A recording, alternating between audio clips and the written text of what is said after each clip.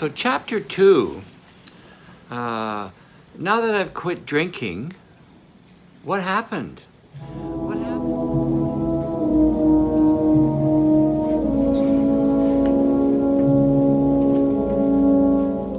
You know, my feelings about addiction is that if you suppress the addiction, it'll eventually pop up.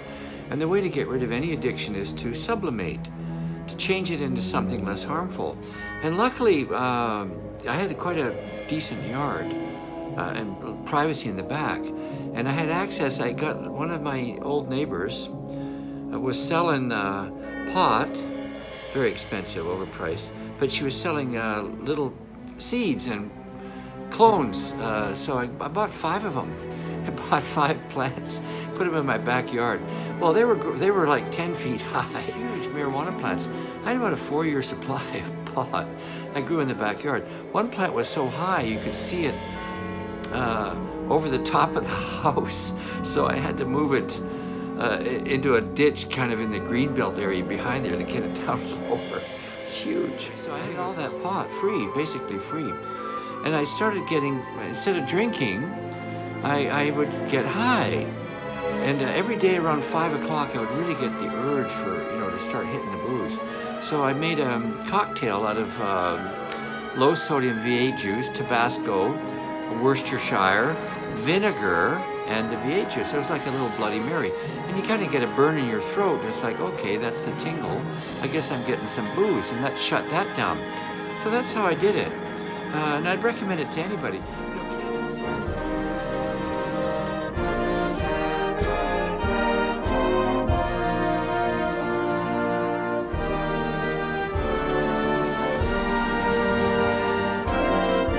At that time, it was right in the transition to complete legalization. There was you could buy the seeds, but you couldn't grow it. But you could grow it, but it was all, and the cops didn't care anymore. So we were almost there. And I think the complete decriminalization of marijuana is one of the best things that ever happened to Canada. It's been wonderful for the mental health of this country, and especially as they delineate more and more the destruction of alcohol on your body and your mind.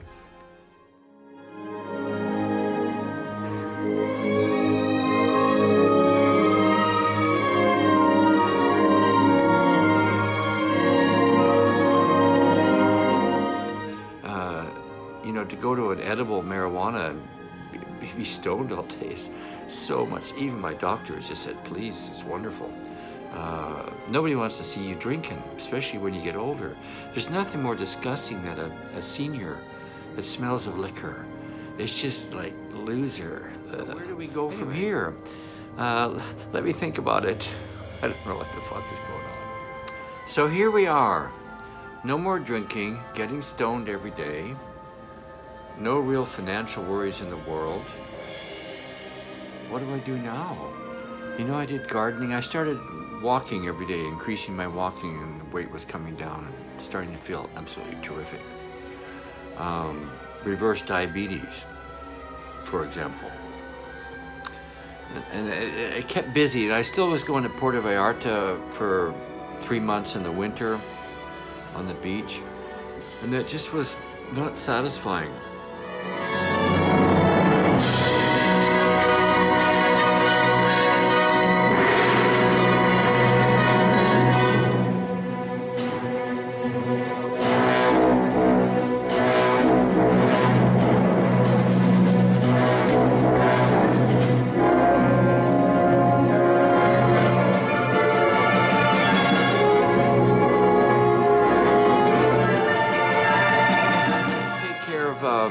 I was starting to take care of nurturing and supporting 2 young Mexican boys that eventually became my sons, but that's a whole nother book. And I was in Mexico City with the oldest one, and just randomly, Bellas Artes, Eglise Gutierrez was doing Lucia.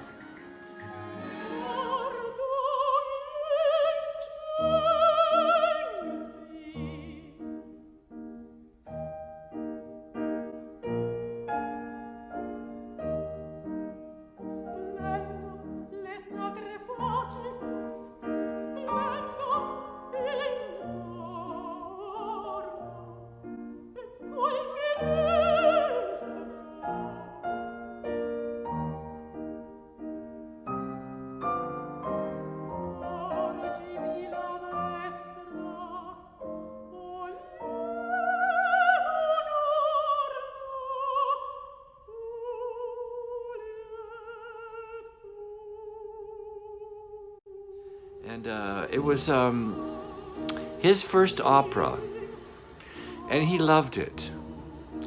And the fact that he loved it, I knew that he could be my son, because I don't think I could have a son that didn't love opera. I don't know. That's pushing it. I saw her again in La Traviata in Seattle. She came back to Vancouver and did Lucia again, and then I think she did Rigoletto here. Anyway, I was a kind of a groupie, and I used to send her flowers, and I never went to see her. And I saw that she was going to be doing Rigoletto in Guadalajara. And, you know, we'd started communicating a little bit on the internet. Not too much, but a little bit this and that. And I told her what I saw of her performances and different experiences in the audience when she was singing. She was just absolutely stunning. Mezzo-soprano, coloratura, just in the same... She just was one of the great singers that really moved me. And I think since Joan Sutherland, I hadn't been moved by a voice, a powerful voice, since Eglise. So a situation came up where she was doing Rigoletto in Guadalajara, and I thought...